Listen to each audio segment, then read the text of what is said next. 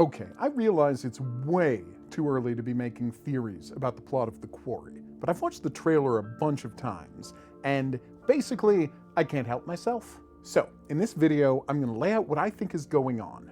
Obviously, if I'm right about any of it, these are huge spoilers. But since I don't know anything other than what's publicly available, and anyone could make these guesses, I don't think you have too much to worry about. That said, I correctly predicted the plot and ending of House of Ashes, so if you just want to go into The Quarry cold and be surprised by everything as it happens for the first time, consider yourself forewarned. So, here's my prediction. Chris, the David Arquette character, is a werewolf, and he's going to be the main threat that the characters have to deal with in the game. Let's look over the evidence I found to support this. There are so many full moons in the trailer. 4 different ones in the trailer, plus the gigantic one that opens the teaser. That's 5 super prominent full moons, which have been associated with triggering werewolf transformations ever since the movie Wolfman in 1941. Speaking of the Wolfman, a key element in many werewolf stories is the fear of the werewolf that they're going to hurt someone while transformed into a beast and can't control themselves. This is why it's so frequently used as a metaphor for alcoholism or other addictions in fiction. Look how worried Chris is about the counselor's safety. He tells them to lock themselves away and not let anyone in or out. Presumably, that includes him. But if he's so worried about their safety, why not take a few people with him as he drives out? That car comfortably seats 5 after all. Or why not stay in and help protect them? Because he knows that he is the threat, and he believes that the only way to protect them is to lock himself away. Since the sun is already starting to set in this scene, he must think that he can't get them far enough away in the car before his change starts. So all he can do is promise to be back in the morning when he's safe again. Here's a scene where the beast is attacking people in the basement.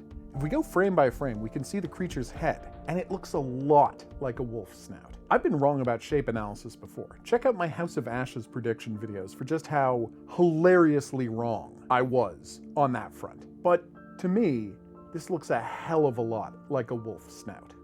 In this shot, Eliza is wearing a pentagram necklace. This symbol was inextricably linked with the curse of the werewolf in the Wolfman, so that could be a big tip-off. While the beast that scares Bobby and Ryan here isn't particularly furry, it's huge and has dark skin, which could be what this game's werewolf design looks like. And it's certainly huge enough to match the wolf-like creature that wraps up the counselor's head in one hand in that earlier scene. Based on the line in the trailer "You have to cut it off!" and this picture, we know that Dylan can choose to have his hand cut off in the game. Now that might be trap-related like Mike in Until Dawn, but it's just as likely that this is a reaction to getting bitten on the hand by a werewolf and cutting it off to stop him from being infected. Like the Emily situation in Until Dawn, but you know, less fatal. As we can see from the trailer version of that screenshot, we can wind up having Dylan not lose his hand. Does this mean he might wind up turning into a werewolf himself later on? Or is that not how werewolves work in this world? Notice how all of the beast vision scenes are desaturated. This isn't just because it's night. There's plenty of green in the other night scenes in the trailer, and there's a large amount of detail in the forest during these rushing shots.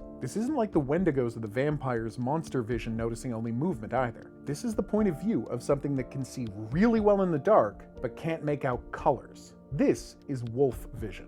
Okay, so that's my big prediction. Now for a slightly smaller one.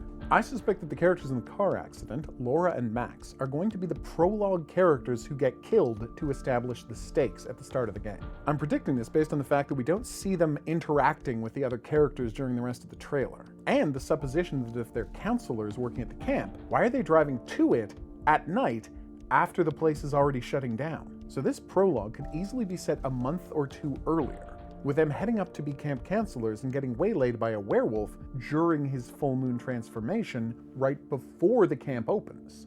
I've been fixated on 2 lines on the website and in the product descriptions. First, that players will be responsible for the fates of 9 counselors, and second, that 8 players will be able to take part in movie night. So what's going on with the extra counselor? Maybe one counselor will be definitely killed in the prologue. Perhaps the player's decisions will determine which of the 2 it is, while the other one ends up captured, possibly by the rednecks or the sheriff, only to surprisingly still be alive and turn up much later in the main story. I think it's notable that we see multiple people in the same industrial concrete basement at different times, suggesting that the yellow doors might be what the werewolf locks himself behind in order to keep people safe. But did the werewolf tunnel out of the basement, escaping through this passage that we see Abigail using? Okay, I'm officially spinning out with these theories, but that's what I think is going on, and luckily, we don't have to wait too long to find out if I'm right about it. I've been the Hidden Object Guru. Thanks for watching. If you haven't already, please remember to like and subscribe. Special thanks go out to my patrons, Desire, Marissa, Eduardo, Brian, and Joanne. You can always find me at my live streams, weeknights at 9 Eastern and weekends at noon. We'll see you back here for more Supermassive Games content. But until then, au revoir.